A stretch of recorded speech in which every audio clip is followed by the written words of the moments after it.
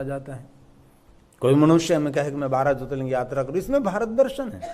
एक 12 ज्योतिर्लिंग की यात्रा कर लीजिए और भारत देश के 4 धाम की यात्रा कर लीजिए और हिमालय के 4 धाम की यात्रा कर लीजिए, हो गया भारत दर्शन। हमारे यहाँ का युवक है, पढ़ा लिखा है, वो मुझे कह रहा था मैं भारत दर्शन के लिए आ रहा हूं। तो मैंने उसको पूछा भारत दर्शन के लिए आप पहले कहां जाएंगे? तो कि गोवा। मैं जो गोवा भारत दर्शन नहीं है भाई, भारत दर्शन करना है तो 12 ज्योतिर्लिंग की यात्रा करनी पड़ेगी। भारत देश का दर्शन करना है तो भारत देश की 4 धाम की यात्रा करनी पड़ेगी। भारत देश की या दर्शन करना है तो हिमालय पहाड़ के 4 धाम की यात्रा करनी पड़ेगी, तब भारत दर्शन मिलता है। गोवा में कोई भारत दर्शन नहीं है, लेकिन बहुत लोगों को पता नहीं है कि भारत दर्शन क्या है। पिकनिक पर आप विदेशों में जा सकते हैं, लेकिन कोई देश में पिकनिक करने के लिए जा सकते, लेकिन यात्रा करनी है तो आपको भारत देश ही आना पड़ेगा। भारत देश में कोई पिकनिक मनाने के लिए नहीं आता, भारत देश के अंदर सभी लोग यात्रा करने के लिए आते हैं। यात्रा क्यों करते? क्योंकि हमारी अंतिम यात्रा मंगलमय हो जाए, इसलिए हमारी सनातनी परंपरा में यात्रा की प्रधानता है। और बहुत लोगों को हमने देखा है कमाने में, धन एकत्र करने में, बच्चों को बड़ा करने में, सीमेंट कंक्रीट के मकान बनाने में, समाज के अंदर सफलता हासिल करने के लिए पूरा जीवन उसका पूर्ण हो जाता है। जीवन की एक भी यात्रा नहीं करता, तो एक यात्रा करता है अंतिम यात्रा, वो तो करनी ही पड़ती है। इसलिए हमारी अंतिम यात्रा को मंगलमय बनाने के लिए मनुष्य मात्र को कभी कभी समय निकाल कर छोटी छोटी यात्रा करें। यात्रा हमारे जीवन को उत्साह भर देती है, यात्रा हमारे जीवन को सकारात्मक ऊर्जा देती है, यात्रा पुण्य देती है। इसलिए हमारे भारत देश के अंदर यात्रा की प्रधानता है। इसलिए बहुत सारे शिव भक्त 12 ज्योतिर्लिंग की यात्रा करते हैं, बहुत सारे कृष्ण भक्त गोकुल मथुरा वृंदावन की यात्रा करते हैं। लेकिन गोकुल मथुरा वृंदावन की यात्रा का फल यमुना तटे भूतेश्वरम भूतनाथ महादेव देते हैं। महादेव की जो यात्रा की, महादेव का पूजन अर्चन दर्शन नहीं किया तो सभी यात्रा सभी पूजन दर्शन अधूरा रहता है। चूंकि शिव मनुष्य जाति का मूल है, इसलिए हो सके तो नित्य 12 ज्योतिर्लिंग को याद करना चाहिए। 12 ज्योतिर्लिंग को याद क्यों करते? क्योंकि 12 ज्योतिर्लिंग को याद करने से एक हृदय में ज्ञान की ज्योति प्रज्वलित रहती है। और ऐसा नहीं कि सुबह में एक बार ही करें, कभी भी 12 ज्योतिर्लिंग को याद करते रहें। प्रातःकाल जरूर 12 ज्योतिर्लिंग को याद करें और संध्या समय को याद करें। कभी भी 12 ज्योतिर्लिंग के स्तोत्र बोल सकते हैं। भले हमने 12 ज्योतिर्लिंग की यात्रा तो नहीं की, लेकिन कम से कम 12 ज्योतिर्लिंग के नाम कंठस्थ तो होना चाहिए। ऐसे बहुत सारे शिव भक्त नित्य 12 ज्योतिर्लिंग का पाठ कर। और कभी महादेव की पूजा के लिए अलग अलग मंत्र स्तोत्र आपके पास नहीं है तो 12 ज्योतिर्लिंग स्तोत्र बोलकर शिव जी को जल चढ़ा सकते हैं, महादेव को बिल्वपत्र चढ़ा सकते हैं, महादेव को पुष्प चढ़ा सकते हैं, भगवान शिव जी का श्रृंगार कर सकते हैं। इसलिए कथा के याद स्वरूप कम से कम 12 ज्योतिर्लिंग स्तोत्र जिनको कंठस्थ हैं वो धन्य है, लेकिन जिनको कंठस्थ नहीं है रोज रोज रोज बोलते रहिए, थोड़े दिनों में तो कंठस्थ हो जाएगा। अरे सुनते सुनते भी आप श्रवण करते करते कंठस्थ कर सकते हैं। तो आइए, पवित्र श्रावण मास चल रहा है और महादेव की कथा भी है, हम सब साथ में गाएंगे, साथ में बोलेंगे। जिनको कंठस्थ हैं और साथ में सुंदर मंगल ध्वनि के साथ मेरे साथ बोलेंगे। और जिनको 12 ज्योतिर्लिंग कंठस्थ नहीं है उसको घबराना नहीं है, उसको लिप मोमेंट करनी, खोटू खोटू ओठ फफड़ावाना છે, જેથી કરીને મને તસલ્લી થાય કે અમને 12 જ્યોતિર્લિંગના નામ કંઠસ્થ છે। કારણ કે આપણે તો ગુજરાતી ઇમિગ્રેશનમાં પકડાતા નહીં કે કથામાં થોડા પકડાય। ઇમિગ્રેશનમાંથી જો હેમખેમ ગુજરાતી બહાર નીકળી જતો હોય તો પછી કથામાંથી તો માણસ સહેલાથી નીકળી શકે ને। તો આ ભાવ से और आदर के साथ सौराष्ट्रे सोमनाथं च श्रीशैले मल्लिकार्जुनम् पूजन्या महाकालम् ओंकारं ममलेश्वरम् परल्यां वैद्यनाथं च डाकिन्या भीमशङ्करम् सेतु वन्देतु रामेशं नागेशं दारुकावने वाराणस्यां तु विश्वेशं त्र्यम्बकं गौतमी तटे हिमालये तु केदारं भूषणेशं च शिवालये एतानि ज्योतिर्लिङ्गानि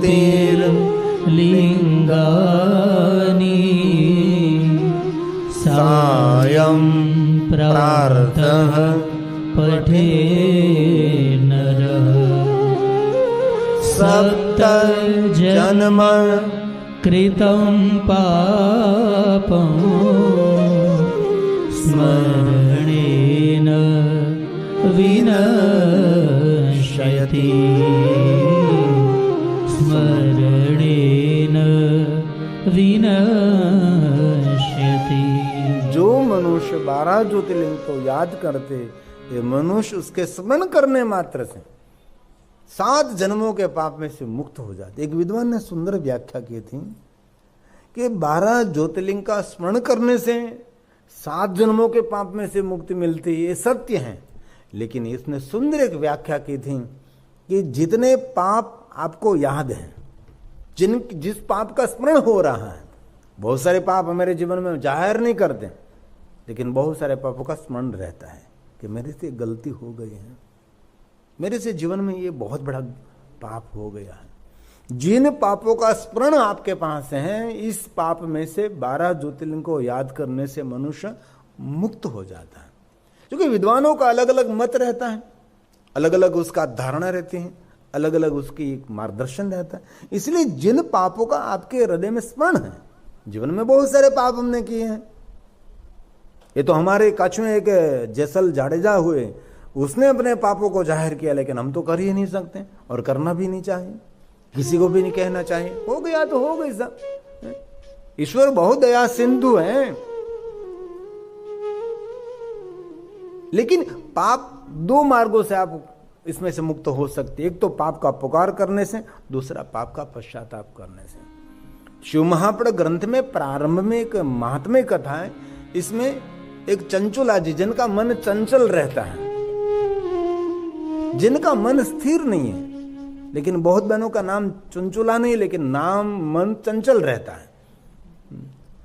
जिनका मन निरंतर कोई स्थिर नहीं, ऐसी चंचुला थी, उसने बहुत जीवन में पाप कर्म किए थे। तो देव योगान अनुसार वो कथा सुनने के लिए पहुंच गई। कहीं लोग शर्म से कथा सुनते, कहीं लोग धर्म से कथा सुनते हैं। कहीं किसी ने कहा कि चल भी कथा सुनने के, चलो आ रहा हो, कोई बात नहीं। ऐसे कथा श्रवण करने के लिए पहुंच गई थी चंचुला जी।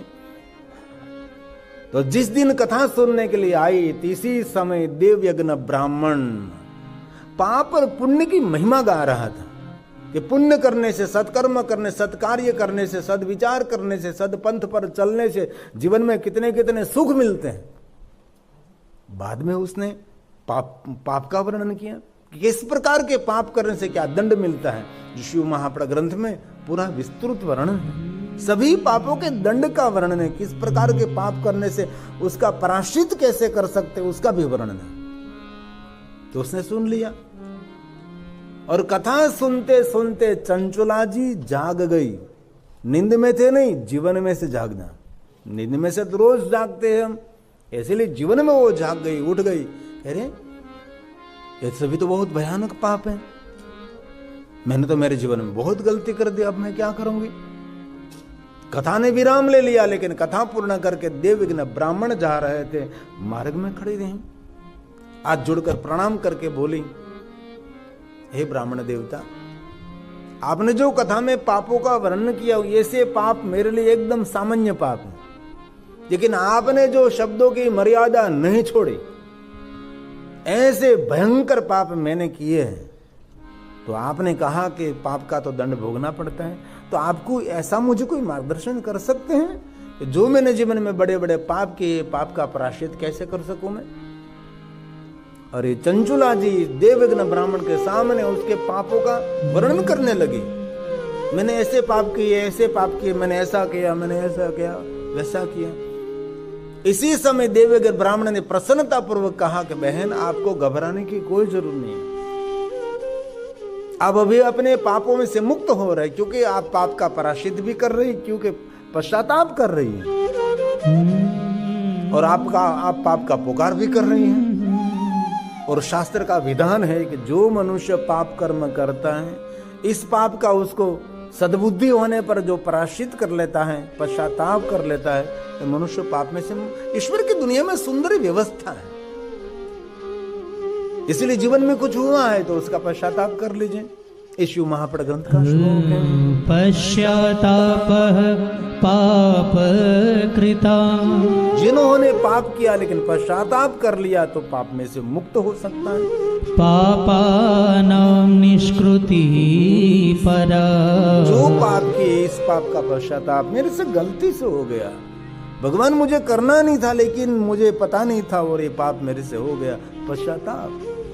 पश्चाताप पाप कृता पापानां निष्कृति परा।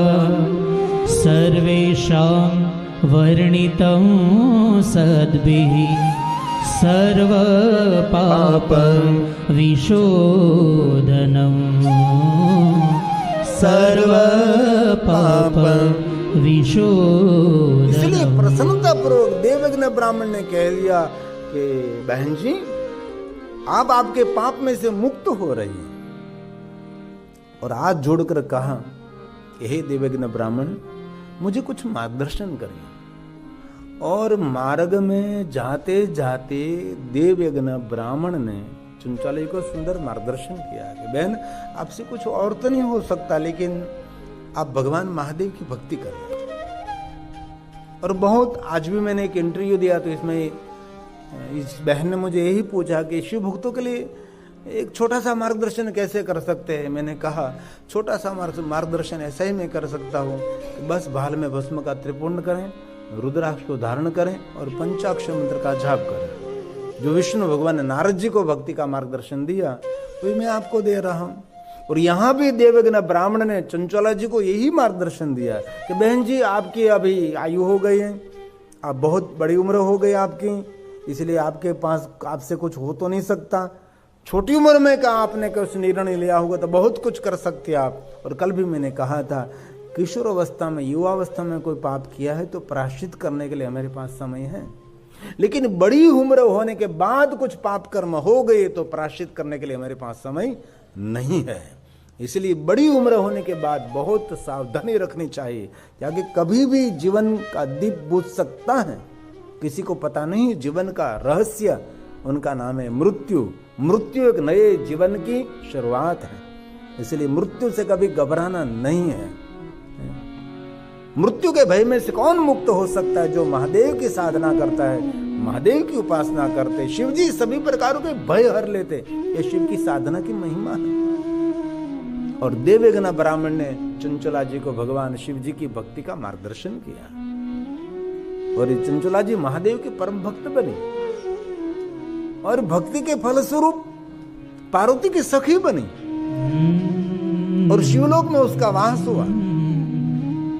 शिव भक्ति की कितनी महिमा रही होगी। इसलिए विद्वानों का मत है, जो अपने जीवन में जिन पापों का स्मरण है जिन पाप आपको याद है, ये सभी पाप 12 ज्योतिर्लिंग को याद करने मात्र से इस पाप में से मुक्त हो जाता है। लेकिन कोई मनुष्य को 7 जन्म के पाप याद नहीं रहते।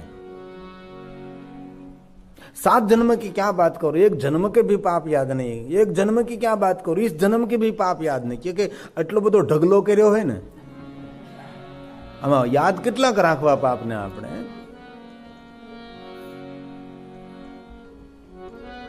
और एक दूसरी बात भी शिव महापुराण अंतर्गत है, प्रातः काल शिव दृष्टवान शिव पाप विनश्यते।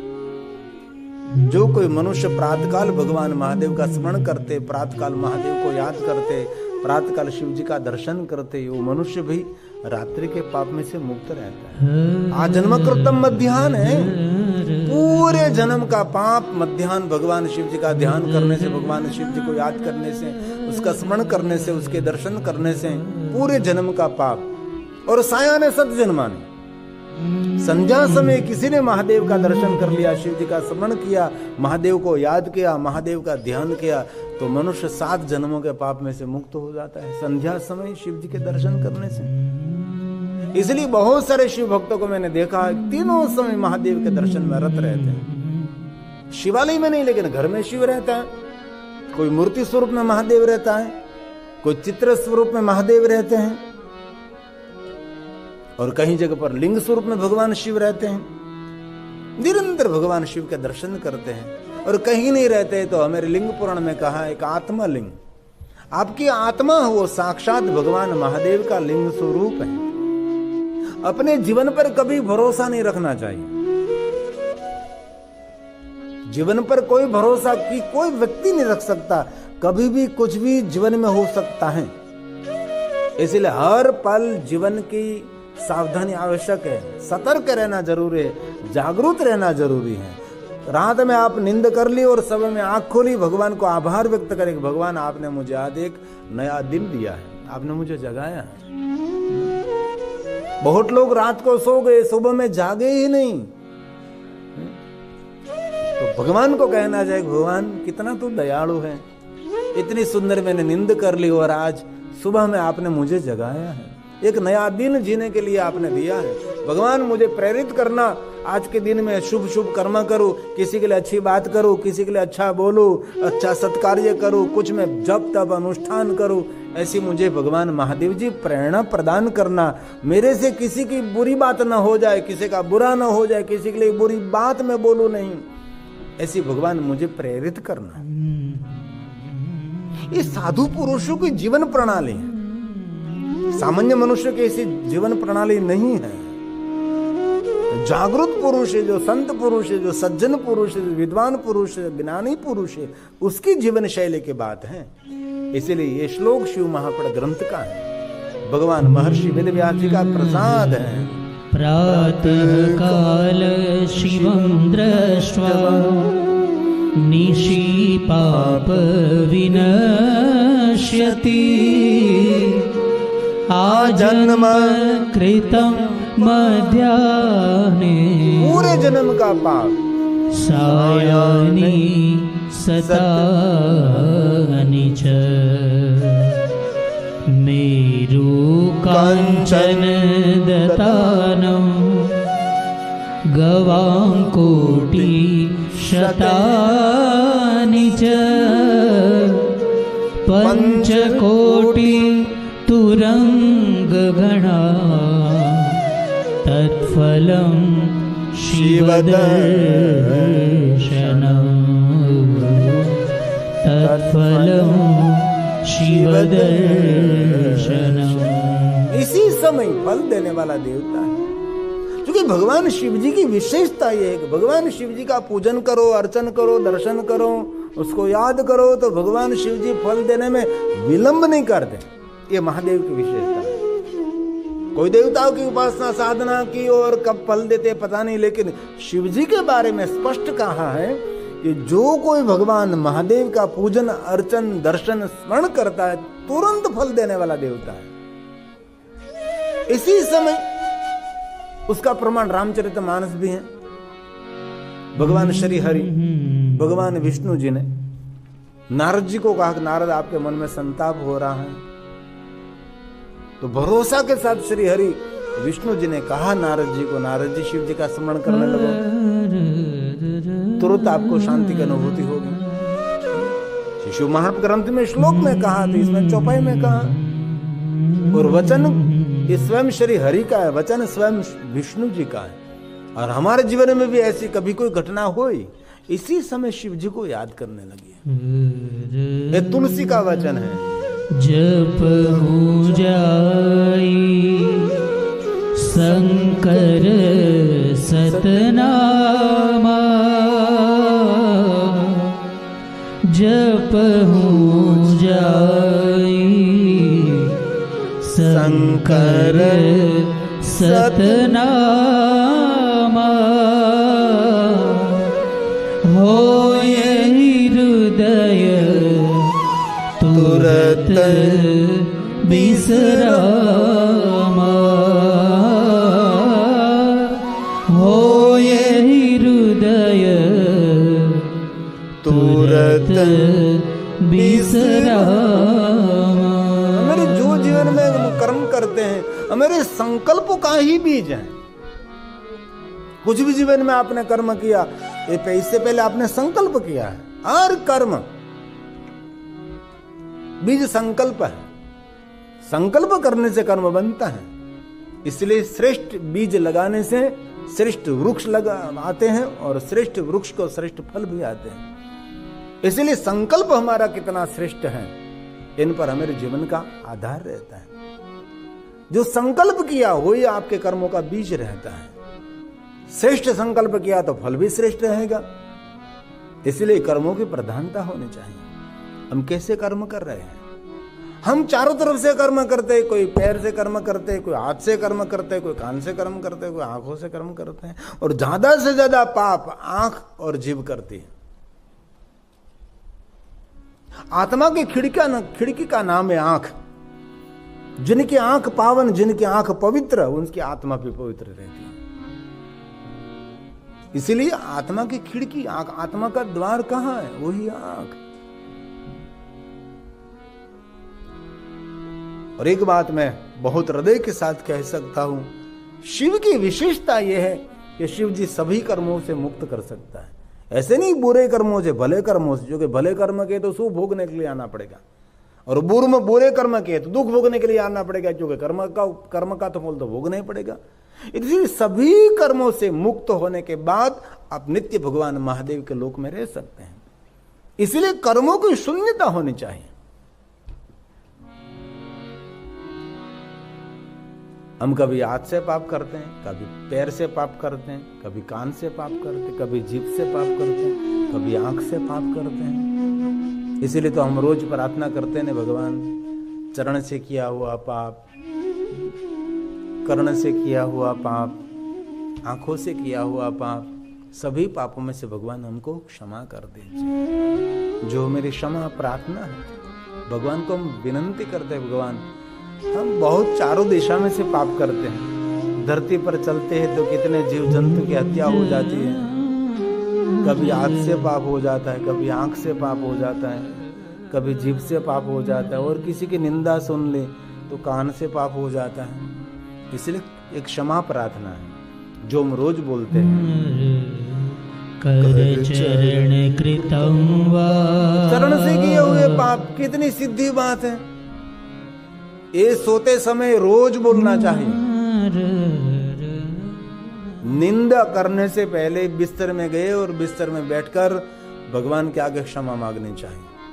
ऐसे स्तोत्र मंत्र कुछ भी ना आपको कंठस्थ होते, ऐसे ही आपकी भाषा में, जो आपकी मातृभाषा है, इस मातृभाषा में भगवान की क्षमा मांगे। भगवान मुझे क्षमा कर दीजिए, तो नींद भी अच्छी आएगी आपको। भगवान की शरणागति जीवन में आनंद प्रदान करती है। इसलिए रोज बोलना चाहिए। कर चरण कृतं वा, कायजं कर्मजं वा,